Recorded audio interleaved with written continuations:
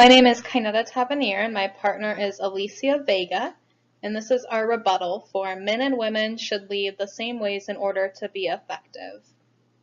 This is our introduction. Men and women have different strengths and weaknesses in their communication styles. Men and women respond different to communication and leadership styles. Men and women have different leadership styles and should avoid falling into stereotypes.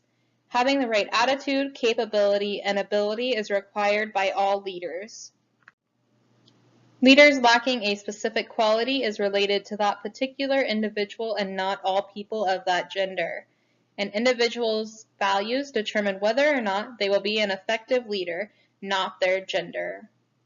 According to an article written on Forbes.com, there are common communication strengths used to describe men and women. There is not one best way to communicate with people in business. It's helpful to understand when your personal default communication style is useful and when it needs to be modified.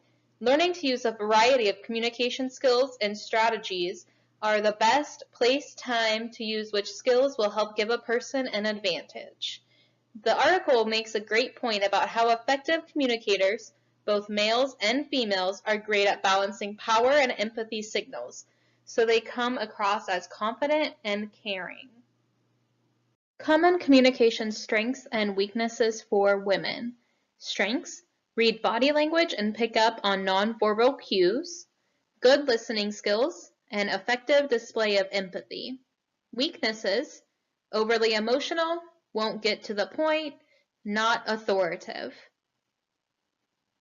The following are common communication strengths and weaknesses for men.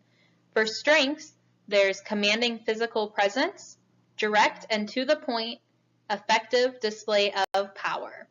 For weaknesses, they are overly blunt and direct, insensitive to audience reactions, and too confident in own opinion.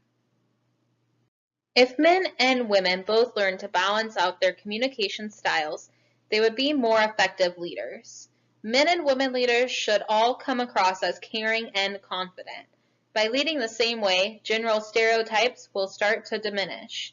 Men and women should be working on improving their general communication style weaknesses as shown in this case study.